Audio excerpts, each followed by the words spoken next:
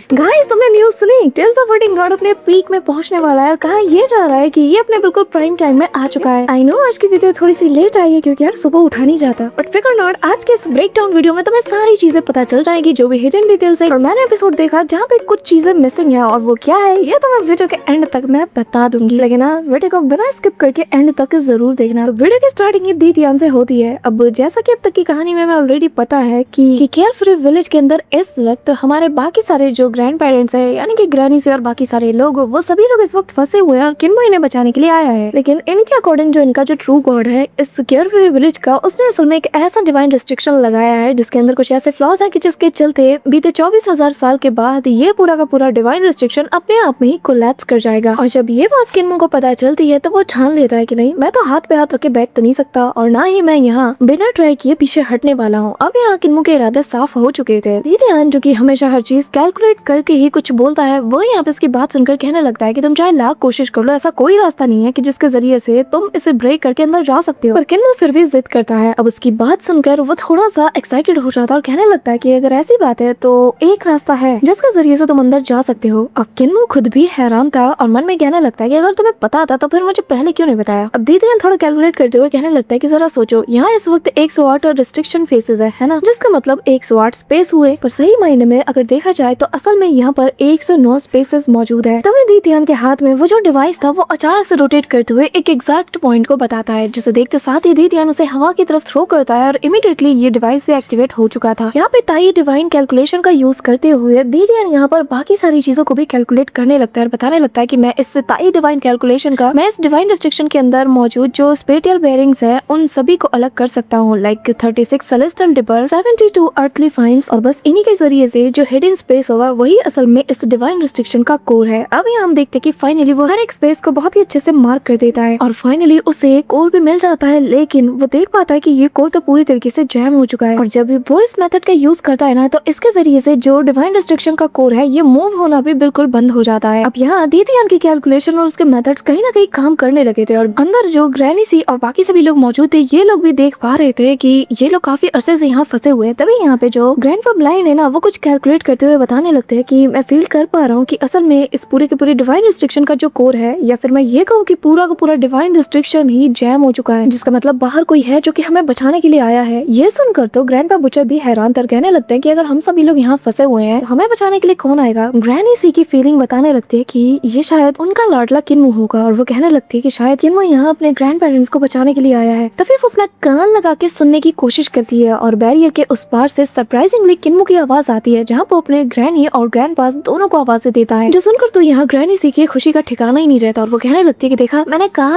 कहा था किन्मो ही बचाने आया है, मैंने अभी अभी उसकी आवाज सुनी, वो हमें बचाने के लिए आया है। तभी यहाँ ग्रैंडपा ब्लाइंड चिल्लाते हुए कहने लगते हैं कि किन्मो प्लीज इस रिस्ट्रिक्शन से दूर रहो, क्योंकि तुम इसके आगे टिक नहीं सकते अगर एक बार तुम इसके अंदर खींच लिए गए तो। अब किन्मो तक ये आवाज पहुंच जाती है और वो भी चिल्लाते हुए कहने लगता है कि ग्रैंडपा ब्लाइंड आप चिंता मत कीजिए, मैं मेरे साथ एक एक्सपर्ट को लाया हूँ। यहाँ एक्सपर्ट का नाम सुनते साथ ही भाई दीतियान को तो रोना आ जाता है। मुझे इतनी इज्जत दी जा रही, मैं एक्सपर्ट भाई। फिर वो ऐसा तान के खड़ा हो जाता है और कहता है कि हाँ चिंता मत करो, मैं सब ठीक कर दूंगा। अब किन्मो इनकी आवाज सुनकर इनकी एग्जैक्ट लोकेशन को डिटेक्ट कर लेता है और यहाँ पे जो दीतियान के हाथ में जो डिवाइस था उसके अंदर वो लोकेशन को ट्रांसफर कर देता है। अचानक से इस डिवाइस को सीधा वो लोग उसी जगह पे थ्रो करते हैं जहाँ पर कि 109वां स्पेस मौजूद था और अचानक से ये डिवाइस जाकर वहाँ पे सेट भी हो जाता है। दीतियान बताता है कि जब ये डिवाइन रिस्ट्रिक्शन वापस से मूव होना शुरू कर देगा तो फिर ये गियर असल में किसी गियर की तरह जो मेन गियर है जिसके जरिए से ये पूरा का पूरा डिवाइन रिस्ट्रिक्शन काम कर रहा है उसे जैम। अब हम देखते हैं कि एग्जैक्टली होता भी कुछ ऐसा ही है। तभी किन्मो अपने पास से अपने बैग ऑफ होल्डिंग को बाहर निकालता है और काफी सारे डिवाइन ट्रेजर्स को बाहर निकालते हुए कहने लगता है कि ये सारे वो ट्रेजर्स हैं जो मैं रोलान गोल्डन पैलेस जब गया था वहाँ से मैंने पिक किया था, तो बताओ क्या इनमें से कोई ट्रेजर है जो कि तुम्हारे काम आ सकता है। अब यहाँ पे दीतियान सारे ट्रेजर्स को देखता है, इनमें से एक आइड स्टोन जैसा जो ट्रेजर था ना उसे लेते हुए वो कहने लगता है कि यार ये सारे ही काम के हैं, बच्चे मानना पड़ेगा हमारी किस्मत तो बहुत ही ज्यादा लाजवाब है, तुम्हारे हाथों में इतने बड़े बड़े ट्रेजर्स कैसे लग गए। अब मैं समझा कि मैं तेरा मुकाबला क्यों नहीं कर पाता। अब तभी यहाँ पे वो स्टोन को सीधा इस डिवाइस के अंदर डाल देता है, जो कि सीधा जाते साथ ही फॉर्मेशन के साथ सेट हो जाता है, यानी कि इस डिवाइन रिस्ट्रिक्शन के साथ, और इसके अंदर पहुंच जाता है। वहीं दूसरी तरफ अंदर कुछ और ही हलचल होती है, जहाँ ग्रैनी सी और बाकी सबके सामने एक बड़ा सा जो पत्थर का टुकड़ा है वो आ रहा था, लेकिन दिखने में किसी प्लैनेट की शेप जैसा लग रहा था, जिसमें नदी पहाड़ झरने सब कुछ मौजूद था और यहाँ का जो स्पेस था ना उससे वो जाके सीधा टकरा जाता है, सारी चीजें शटर्ड होने लगती है। तभी किनियो की आवाज आती है। वो सभी को आगाह करते हुए कहने लगता है कि आप सभी को केयरफुल रहना है क्योंकि आपके सामने एक बहुत बड़ी चीज आने वाली है। तभी ये लोग नोटिस करते हैं कि इनके सामने का जो स्पेस है सडनली ये चेंज होते साथ ही कोलैप्स करने लगता है, क्रैक पड़ने लगता है, जैसे कि कोई बहुत बड़ी चीज ब्रेक थ्रू करने की कोशिश कर रही है। यहाँ पे दीतियान भी बताता है कि हम एक स्पेस को पूरी तरीके से उसे तोड़कर दूसरे स्पेस में जा रहे हैं, जिसका मतलब हम पूरी तरीके से इसके जो डिवाइन रिस्ट्रिक्शन है इसे वायलेंट कर रहे हैं। अब बाहर से भी हम देख पाते हैं कि ये जो बहुत बड़ा सा जाइंट सा बॉल था अचानक से इसमें क्रैक पड़ने लगते हैं हर एक एंगल से, और यहाँ जहाँ पर ग्रैनी सी और बाकी सभी लोग अंदर मौजूद थे उनका डायमेंशन लगातार बार बार तेजी से बदलता रहता है। कभी ये लोग रेगिस्तान में होते हैं, कभी पहाड़ों में होते हैं और कभी बादलों के बीच होते हैं। बार बार उड़ते हुए ये लोग अलग अलग डायमेंशन में जाते रहते हैं। ऐसे करते करते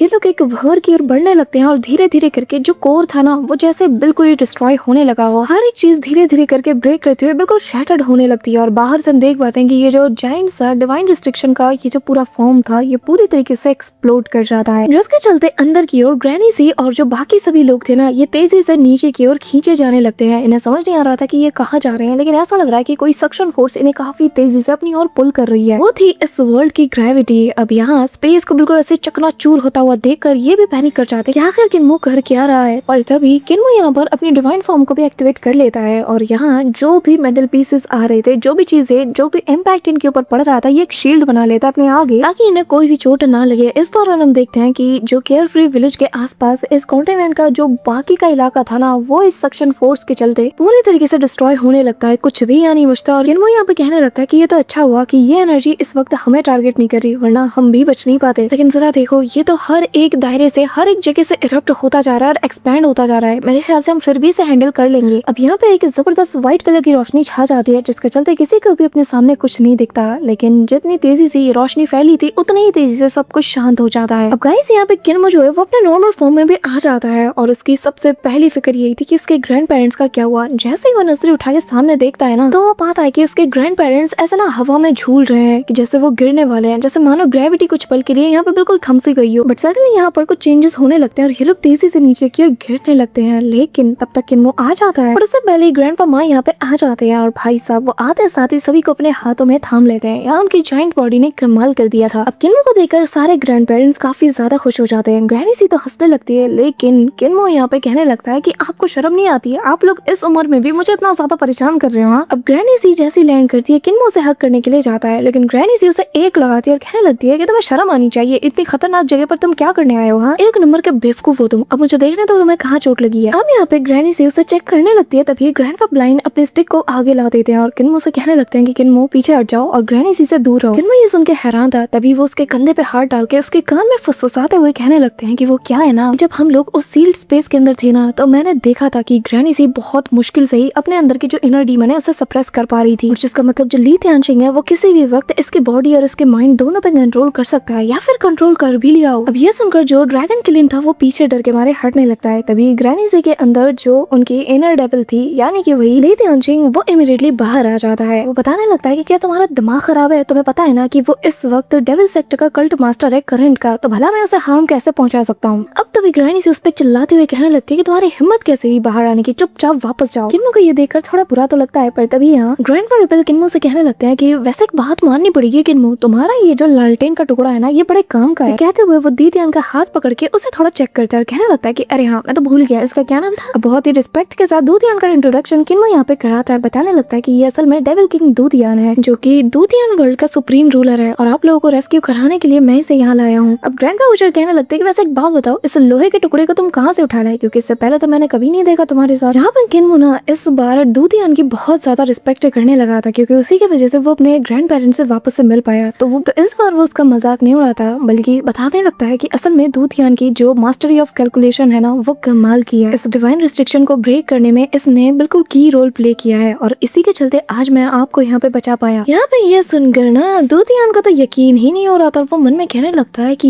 ये लड़का ये कब से इतना सुधर गया भाई, और इसमें भरोसा नहीं कर सकता, मैं बहुत चालाक है। तभी वो ड्रैगन किलिन से भी इंट्रोड्यूस कराता है कि ये मेरा बहुत ही अच्छा दोस्त और मेरा ड्रैगन किलिन है जो कि बैटरिया का कभी माउंट हुआ करता था जिसके ऊपर ये सवारी किया करते थे। यहाँ पे ग्रैनी सी को देखते साथ ही वो अपने ओल्ड मास्टर के बारे में उनसे पूछने लगता है कि क्या आपने उन्हें कहीं देखा है, मैं मेरे ओल्ड मास्टर को बहुत ज्यादा मिस करता हूँ। अभी ये सुनना ही था कि तभी ग्रैनी सी ना में जवाब देती है जिसके चलते ड्रैगन किलिन भी थोड़ा उदास हो जाता है। तभी किन्मो पूछने लगता है कि एक बात बताइए, ग्रैंडपा विलेज और ग्रैंडपा चीफ ये सभी बाकी लोग कहाँ हैं। ग्रैंडपा प्लान बताने लगते हैं कि मैंने काफी ज्यादा कोशिश की उन्हें ट्रेस करने की, और ग्रैंडपा मेडिसिन और जो ग्रैंडपा चीफ है उनके ट्रेसेस मुझे यहाँ तक फील हुए, लेकिन रही बात म्यूट की तो मैं उसके कहीं पे भी ट्रेसेस को ढूंढ नहीं पाया। जस्ट ग्रैनी सी बताने लगती है कि हो ना हो वो लोग विलेज चीफ के साथ ही होंगे, तो जिसका मतलब वो लोग सही सलामत है। इवन की जो पैट्रियार्क और जो जस्टिस एल्डर है वो भी उनके साथ है। लेकिन फिक्र तो म्यूट की इस वक्त हो रही है क्योंकि हमें से किसी ने भी उसे इस वक्त नहीं देखा। सभी लोगों को ग्रैंडपा म्यूट की बहुत ज्यादा फिक्र हो रही थी। ग्रैनी सी बताने लगती है कि वो हमेशा खामोश रहता था और कभी भी कुछ भी करने से पहले किसी को कानो कान खबर भी लगने नहीं देता। न जाने वो इस वक्त कहाँ और किस हाल में होगा। यहाँ तक कि वो कुछ करने से पहले, कुछ प्लान करने से पहले भी हम में से किसी को इन्फॉर्म नहीं करता। इसमें तो मैं भी जानती हूँ कि उसका जीपीएस इतना भी खराब नहीं है कि वो ऐसे ही भटक जाएगा। उम्मीद करती हूँ कि जहाँ भी हो वो सही सलामत हो। अब तभी ग्रैनी सी किन्मो के पास जाकर उसका हाथ पकड़ने लगती है और कहती है कि किन्मो बच्चे, इतनी खतरनाक सी जगह पर भी तुम हमें ढूंढते हुए आ गए। हाँ, ये सब कुछ तुम्हारे लिए बहुत ज्यादा खतरनाक रहा होगा ना, तुम्हें बहुत सी मुसीबत का सामना करना पड़ा होगा ना। किन्मो कहता है तो मैं और क्या करता,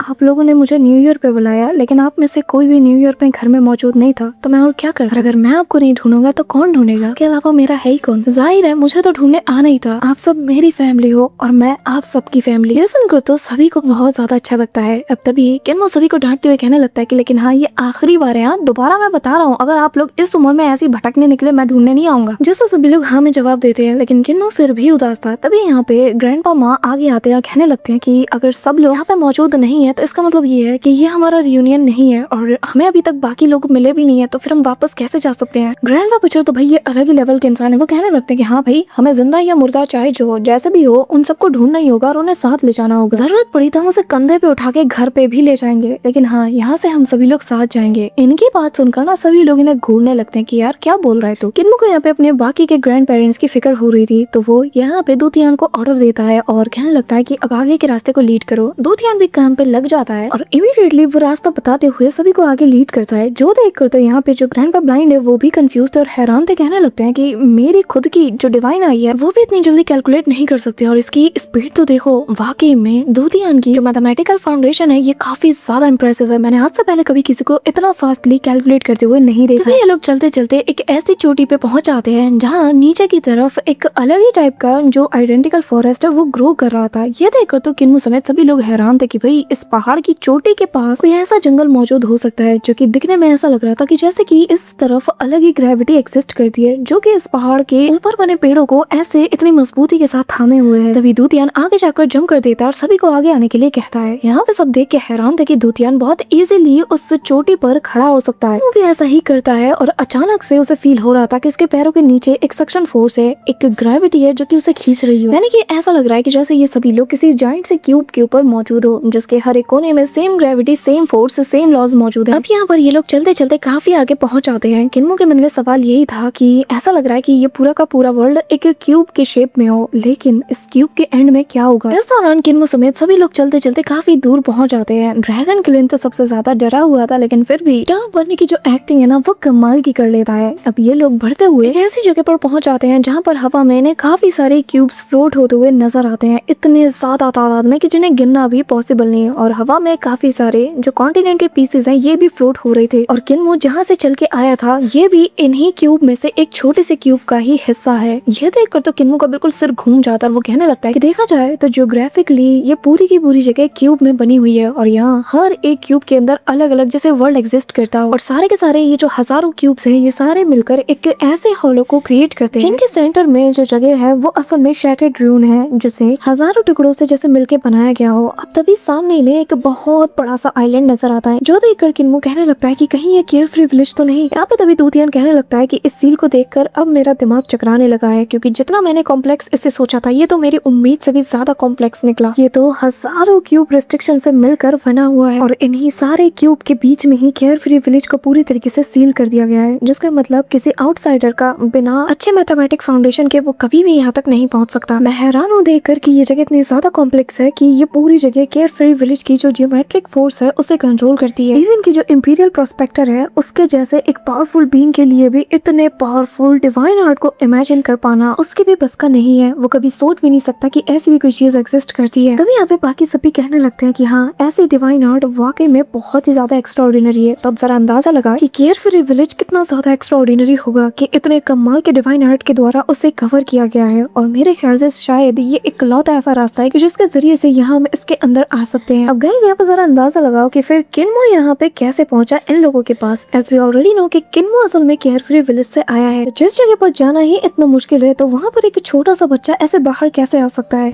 यहाँ पे तभी ग्रैनी से आगे आती है और बताने लगती है कि विलेज चीफ और बाकी सभी लोग काफी ज्यादा स्ट्रॉन्ग है। तो मेरा ख्याल से शायद वो लोग पहले ही इस जगह में एंटर हो चुके होंगे। तभी किन्मो यहाँ पे दूतियान को इशारा करता है। अब दूतियान बताने लगता है यहाँ हवा में भी काफी सारे ऐसे रिस्ट्रिक्शंस है जिसके चलते ऐसे फ्रीली उड़ पाना यहाँ पर बहुत ज्यादा मुश्किल है। यहाँ पर वो उस डिवाइस का यूज करते हुए देख पाते कि कहाँ कहाँ कौन से रूल्स बने हुए हैं। जिसके बाद वो कैलकुलेट करते हुए बताने लगता है कि मेरे जैसे के लिए भी कम से कम 30 से लेकर 50 साल लग जाएंगे एक सेफ पैथ को कैलकुलेट करने में। लेकिन अगर मेरी ट्रू बॉडी मेरे साथ होती तो फिर ये काम मेरे लिए आसान हो जाता। शायद मैं 1 या 2 साल के अंदर ही एक सेफ पैथ को कैलकुलेट कर लेता। और कहते हुए अच्छा तो नहीं लग रहा, लेकिन अगर वो लोग यहाँ वाकई में उड़ के गए होंगे ना तो इन रिस्ट्रिक्शंस और इन सारे रूल्स के चलते वो कभी भी जिंदा नहीं बच सकते। जो सुन के किन्मो को गुस्सा आता है वो कहने लगता है कि खबरदार अगर तुमने मेरे ग्रैंड पेरेंट्स के बारे में ऐसा कुछ भी बोला, समझे। दूतियान बताने लगता है कि मुझे कोई शौक नहीं है किसी के बारे में ऐसा कुछ बोलने का। यहाँ पर ये जो सील्स तुम देख पा रहे हो ना ये बहुत ही ज्यादा अननेचुरल है। मैं तो हैरान हूँ कि ऐसे वर्ल्ड में पता नहीं कौन ही रहता होगा। ऐसे रूल्स के साथ ऐसे सील्स के साथ कोई भी यहाँ से कभी निकलने का सोच भी नहीं सकता। और हाँ, अगर दोबारा तुमने मुझे कभी यहाँ पे इन्वाइट करने का सोचा भी ना तो मैं कभी जिंदगी में भी ना हूँ। अगर तुम पूरी दुनिया भी मेरे हवाले करते हो तो भी मैं यहाँ पे ना हूँ। गाइस यहाँ पे मैं बता दूं कि देयर इज अ रीजन कि दूतियान ये बातें क्यों कह रहा है। तुम्हें वीडियो के आगे पता चलेगा या फिर प्रोबेबली आने वाले वीडियोस में पता चल ही जाएगा। अभी बता के मैं तुम्हें स्पॉइल नहीं करना चाहती। जिसके बाद वो बस किन्मो से इतना कहता है कि ये वर्ल्ड बहुत ज्यादा इंसेन है, यहाँ पर आने के बारे में कोई भी नहीं सोच सकता। तभी किन्मो के पास यहाँ पे ग्रैंडपा क्रिपल और जो ग्रैंडपा ब्लाइंड है वो आकर कहने लगते हैं कि मैं इतना जानता हूँ कि वो लोग सही सलामत होंगे, तुम चिंता मत करो। और वैसे भी जब वो लोग सीरियस हो जाते हैं ना किसी चीज को करने के लिए तो वो हर हाल में उस चीज को करके दिखाते हैं, तो इतना मत सोचो। तभी ग्रैंडपा ब्लाइंड जैसे कि कुछ भी दिखाई नहीं देता वो सभी से कहने लगता है कि सामने देखो ये पूरे के पूरे जो केयरफ्री विलेज है उसका ओवरऑल शेप है। ग्रैंडपा क्रिपल अपनी आंखों को बार बार ऐसे मसलते हैं, उन्हें फिर भी कुछ नहीं दिखाई देता तो सामने जाकर बड़े गौर से देखते हैं और फिर कहने लगते हैं कि क्या बात है ब्लाइंड, तुमने तो कमाल कर दिया, तुम्हारी आंखें तो बड़ी कमाल की है। तभी किन्मो आगे आता है और बताने लगता है कि मेरे ख्याल से जिस सूरज को हम देख पा रहे हैं वो असल में एक जायंट से एल्केमी फर्नेस का ब्रोकन पीस है और जिसे कि मुझे पूरा यकीन है कि किसी पावरफुल वेपन के लिए एज अ सोर्स के तौर पे यूज किया गया होगा। लेकिन यहाँ पे ये जो हवा में उड़ते हुए शहर और जो कॉन्टिनेंट्स हम देख पा रहे हैं आखिर ये किस चीज का शेप लेते होंगे। एक कंट्रोलिंग प्लेटफॉर्म है या फिर ये पूरे के पूरे कंट्रोलिंग पवेलियन का हिस्सा है। ग्रैंडपा क्रिपल बताने लगते हैं कि देखो भाई ज्यादा तो मुझे नहीं पता लेकिन मैं इतना अंदाजा लगा सकता हूँ कि ये जो सन है ये असल में किसी जायंट से शिप का एनर्जी सोर्स है। और हाँ, तुमने सही कहा, मैं कभी सोच भी नहीं सकता कि ये एक बहुत बड़े से अनइमेजिनेबल एल्केमी फर्नेस का कोई हिस्सा होगा। और कितने अफसोस की बात है कि बाकी का स्ट्रक्चर पूरी तरीके से डैमेज हो चुका है, जिसका मतलब हम इनकी ट्रू आइडेंटिटी को आइडेंटिफाई ही नहीं कर सकते। ग्रैंडपा माँ कहने लगते हैं कि यकीन नहीं होता कि इतनी खूबसूरत सी जगह को किसी ने पूरी तरीके से डिस्ट्रॉय कर दिया। ग्रैंडपा पेंडिंग में कहने लगते हैं कि हाँ, इस केयर फ्री विलेज को तो केयर फ्री होना चाहिए था और आखिर इसका डेस्टिनेशन ऐसा क्यों हुआ। इतनी खूबसूरत सी आकृति को, इतनी खूबसूरत सी आर्ट को किसने डिस्ट्रॉय कर दिया। जो हाल इस वक्त इसका मैं देख पा रहा हूँ इससे देखकर कोई भी नहीं बताएगा कि ये असल में सही मायने में असली केयर फ्री विलेज है। और अगर वाकई में ये पूरी की पूरी जो जायंट से शिप है ये केयर फ्री विलेज नहीं है तो फिर आखिर ये उड़कर कहाँ जाने के लिए बना है। तभी सभी शॉक हो जाकर कहने लगते हैं कि असली केयर फ्री विलेज। किन्मो मन में कहने लगता है कि क्या असली केयर फ्री विलेज आखिर वो कहाँ पे है। तभी यहाँ पर इन्हें एक रे ऑफ लाइट अपनी ओर आती हुई नजर आती है जो कि काफी स्पीड से मूव कर रही थी इनकी तरफ ही आने के लिए। और तभी हम देखते हैं कि ये एक मून शिप है जिसके ऊपर विलेज चीफ और ग्रैंडपास और साथ ही पैट्रियार्क ये लोग मौजूद हैं। अभी यहाँ पे ये लोग जिस रूट को फॉलो करते हुए तेजी से यहाँ पे आ रहे थे ना, इससे देखकर तो इवन की दूतियान हैरान रह जाता है और कहने लगता है कि ये तो सेफेस्ट पैथ है जैसे कि कैलकुलेट करने में सदियों लगने वाले थे, लेकिन ये लोग इतनी जल्दी इतनी कम वक्त में कैसे। अभी यहाँ पे पैट्रियार्क और ग्रैंडपा विलेज सभी लोग इनके सामने आ जाते हैं। किन्मो तो इन्हें देखकर बहुत ज्यादा खुश था और जो स्माइल इसके फेस पे अब तक मिसिंग थी वो फाइनली यहाँ अपीयर हो जाती है। अब यहाँ पैट्रियार्क विलेज चीफ को देखकर कहने लगता है कि आखिर इसे कैरी करने की क्या जरूरत है, हाँ ये तो अपने आप से भी उड़ के यहाँ पे आ सकता है। जिसमें ग्रैंडपा कहने लगते हैं कि असल में मुझे आदत हो गई है इस चीज की। ये सुनकर सभी लोग हंसने लगते हैं बट सडनली अचानक से यहाँ का माहौल चेंज होने लगता है। एक तेज पावरफुल ऑरा फैलने लगती है और पूरा का पूरा ये जो मून शिप था ये वापस से पीसेस में शैटर्ड हो जाता है और सारी की सारी चीजें वापस से जाकर उसी बॉक्स में फिट हो जाती हैं जैसे कि ग्रैंडपा म्यूट यहाँ पे कैरी किए थे। अब यहाँ पे ग्रैनी से इसके पास आती है और कहने लगती है कि म्यूट आखिर तुम बाकी सभी लोगों को और विलेज चीफ को बाहर कैसे ले आए। ये सुनकर ग्रैंडपा म्यूट बस हल्का सा खांसते हैं और यहाँ पे जो ग्रैंडपा पेंटिंग है इनकी तरफ देखने लगते हैं, जिसके चलते सभी लोग उसकी ओर देख रहे थे और